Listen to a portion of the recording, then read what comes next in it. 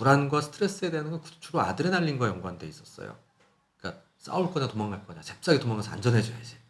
근데 한 10년, 15년 사이에 어떤 스트레스와 연관돼서 새로운 호르몬이 두각을 나타내기 시작했어요.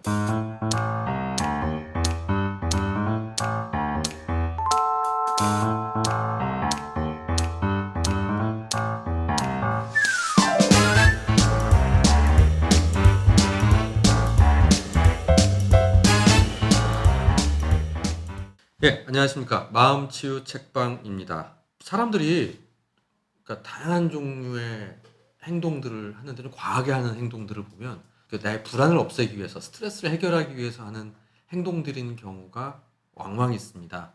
지름신 해서 별로 필요 없는 걸 사고 사면서 이제 기분이 좋아진다든지 내 불안과 이런 걸 해결하기 위해서 내지는 쇼핑, 그냥 쇼핑, 자잘한 쇼핑, 술을 엄청 먹는. 그러니까 특히 중년 남성들 보면 이제 술 먹고 오는 분들 보면 알고 보면 이제 상당한 불안과 긴장이 있는 분들이 있거든요. 아예 위축돼서 혼자 동굴 속에 들어가 버리는 최소한의 사회적 관계를 하지 않는 분들도 보는데, 선생님 보시기에는 그런 불안이라는 부분들을 어떻게 엮을 수가 있는? 적당 불안은 좋지만 과도하면 스마트폰 되듯이 뇌도 방전돼서 번아웃이 되면 의욕도 없어지고 뭐 열심히 일을 해서 성취해도 즐겁지도 않고 소통도 나빠져서 공감 에너지가 떨어지면서 막 까칠해지고 거의 뭐 불면 건망증도 생길 수 있는데, 특별히 뭐 많이 불안한 사람이 아니어도 사실 막 살다 보면 불안해지는 세상이어서 마음 충전 이론 중에 연민 이론이라는 게 있습니다. 이게 뭐 불쌍히 여기에 이런 뜻은 아니고요. 연민이 좀 내 마음을 잘 사랑해 주자는 건데, 우리 뇌 안에 세 개의 공장이 있다. 그래서 사실은 이제 스트레스 공장, 이게 되게 중요한 겁니다. 나 더 열심히 살아야 돼, 더 준비해야 돼, 완벽을 추구해야 돼. 이 공장을 돌리는 게 이제 불안인데, 얘를 너무 돌리면 이제 우리가 힘드니까 얘를 좀 위로해 주려고 작동되는 것 중에 이제 우리가 산책도 하고 서점에 가서 책도 보고 하면은 이제 충전 장치가 있대요. 조금 느린 듯하지만 그게 이제 연민이라고 이름을 붙여본 거고요. 얘 말고 또 하나가 있습니다. 얘도 뭐 적당히 쓰면 나쁜 건 아닌데 쾌락 공장이 있다고 합니다. 쾌락 공장이 잘 작동돼야 우리가 또 생존할 수 있다 그래서요. 생존 아이템 세 가지에 대해서 특히 우리 쾌락 공장이 강렬히 반응을 하는데, 그 세 가지 얘기하는 게 1번 먹는 거. 먹어야 사니까. 그다음에 두 번째가 이제 사랑.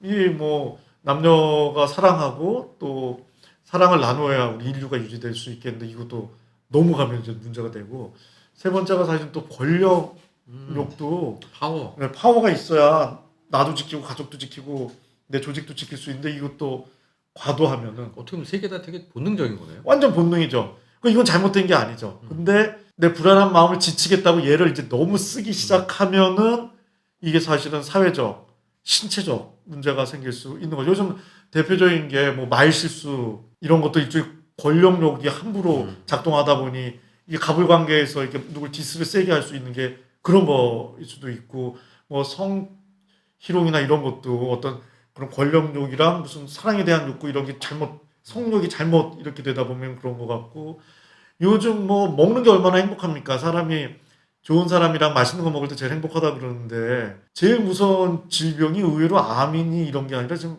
비만으로 되어 있는 상황이죠. 그리고 쇼핑도 적당하면 좋은데 이게 중독성이 있어서 우리가 중독하면 나쁘다고만 생각하는데 유익을 안 주면은 중독이 일어나지가 않습니다. 술을 먹으면 이게 좀 자기를 누르고 이완을 시키니까 이제 중독이 되는 거고, 쇼핑 같은 것도 내가 원하는 뭐 물건을 샀다 그러면 그냥 도파민 같은 게 팍 나오는데, 이제 이런 고민하시는 저는 여성분들도 물건을 샀을 때, 내가 좋아하는 옷을 샀을 때 좋아하는 시간이 점점 준대요. 가격은 오르고 내성이 생기는. 내성이 생길 수 있는 거죠. 내성이 이 약물에만 생기는 게 아니라, 그리고 우리가 흔히 쓰는 이것도 의외로 이제 그 불안과 관련된 것 중에 하나인데, 기분 전환. 기분 전환이라는 것도 사실은 이 쾌락 쪽과 관련돼요. 다 제가 지금 얘기한 게 나쁜 게 아닌데 지나치면 사회적, 윤리적, 육체적 좀 문제가 생길 수 있어서 좀 건강하게 좀 내 불안을 다룰 수 있는 좀 그런 충전 방법을 하나씩, 두 개씩 확보하는 게 필요한데, 바삐 살다 보면 의외로 좀 그걸 못 챙길 수가 있는 부분이 있죠. 그러니까 선생님 얘기하니까 갑자기 드는 생각이 제가 간 도피처가 만화가이거든요. 그래서 만화가에 그러니까요. 가서 구석에 앉아가지고 봤던 만화책들 이렇게 쭉 보고 막 라면 먹고 이러면서 한 두세 시간 막 있다 보면 기분이 좋아져요. 아니면 만화책을 사러 가요. 내가 좋아하는 작가의 새 만화가 나오면 쫙 서너 권 사서 방에 와서 쫙 보고 나면 굉장히 기분이 좋아져요. 네네. 근데 한 6개월 전, 1년 전쯤에 어떤 느낌을 받았냐면 새로 나온 만화 중에 보고 싶은 게 한 권도 없는 거예요. 두 번째는 그러니까 옛날에 보던 만화를 봐야지 하고 다시 보는데 재미가 없어 옛날같이. 왜 그러실까? 글쎄 말이에요. 이 책 소개하는 유튜버 하셔서 그런 거 아니에요? 그럴 수 있는데. 한 40년 넘게 굉장한 즐거움을 주는 거의 확실한 방법 중에 하나였는데 이게 나한테 안 듣네? 라는 걸 발견하고 나 이제 만화가 재미없어졌네? 라는 생각이 드는 순간 무서워지는 거예요. 왜냐면 이게 더 이상 작동하지 않는지도 모른다라는 생각이 들어서 그럼 어떻게 해야 될까요? 새로운 걸 찾아야 되는 건지 나는 진짜 나의 요즘 고민 중에 하나예요. 그게. 새로운 것도 찾으셔야 될 것 같고요. 약간 내성이 생긴 거일 수도 있고, 진짜 그쵸. 제가 농담처럼 했지만 지금 이 유튜브 하시는 거랑 관계가 있을 수도 있어요. 공중파에서 책 소개하는 프로그램이 있었어요. 그래갖고 1년인가를 좀 꾸준히 나왔더니 그 책을 보면 좀 힐링이 됐었거든요. 그래서 그냥 제가 그 방송을 꾸준히 찍던 어느 시점에 보니까 제가 서점을 안 가기 시작한 거예요. 그래서 그 방송 그 하시는 그 작가님들한테 제가 여쭤봤어요. 보나마나 책 좋아하니까 이 프로 작가님들 하셨을 텐데 혹시 나 같은 증상이 있냐고 했더니 자기 요즘 책 안 읽는데요. 다. 그 이게 뇌에서 취미였다가 일로 쓱 가는 순간 그런 측면이 그럴 수도 있네요. 있고요. 저도 음악 엄청 좋아하지만 음악 듣기 싫은 뭐 이런 때도 있거든요. 이게 정말 즐거움을 위한 즐거움이 아니라 어느 순간부터 나한테 이거 요 얘기를 가지고 책을 쓸까? 이 얘기를 가지고 글을 쓸까? 네네. 뭐 이런 생각들이 남아있게 된 게 아닌가라는 생각이 드는데 그 겸사겸사해서 그래서 이런 뭔가를 우리가 불안을 없애기 위한 행동 중에 네. 괜찮은 행동 하나 또 소개시켜드리고 싶어서 책을 하나 가지고 나왔어요. 그 쇼핑, 지름신, 술 뭐 등등 다 적당하면 좋지만 연대와 함께함이라는 것도 불안을 없애는 되게 두 좋은 분이 방법 쓰신 거. 중에 네. 하나입니다. 뮤지션이자 라이터인 요조와 그다음에 베스트셀러 작가인 임경선 씨가 함께 교환 일기를 주고받은 여자로 살아가는 우리들에게라는 책을 가지고 왔습니다. 앞에 불안에 대해서 얘기할 때는요. 불안과 스트레스에 대한 건 주로 아드레날린과 연관돼 있었어요. 그러니까 싸울 거냐 도망갈 거냐 잽싸게 도망가서 안전해져야지. 그리고 이 보상이라는 건 도파민과 관련되어 있는 회로입니다. 내가 보상을 받으니까 더 해보고 싶고. 근데 한 10년, 15년 사이에 어떤 스트레스와 연관돼서 새로운 호르몬이 두각을 나타내기 시작했어요. 뭐냐면 여성 스트레스 호르몬이라는 여자들은 이상하게 스트레스를 받으면 옥시토신이 분비가 돼요. 그렇군요.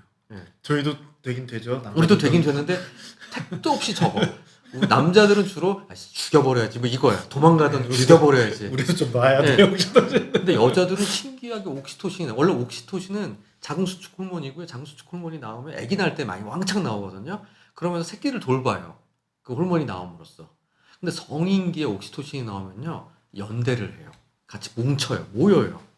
그런 걸 통해 스트레스가 해결돼요. 30대, 40대를 넘어가는 여성들이 독립적으로 살아가는 과정에 갖는 개인의 스트레스들이 이 두 사람의 교환 일기라는 어른이 됐을 때 난 이렇게 생각해요. 이런 부분들이 있어요라고 주고받는 일기들이 사실은 그런 스트레스에 대한 옥시토신 반응, 내 불안을 잠재우기 위해서 쇼핑을 할 수도 있고 공허하게 술을 마실 수도 있고 아니면 뭐 클럽에 갈 수도 있고 질러댈 수도 있겠지만 경우에 따라서는 내가 아주 가까이 생각하는 믿을 수 있는 그 누구와 함께하는 시간을 갖는 것.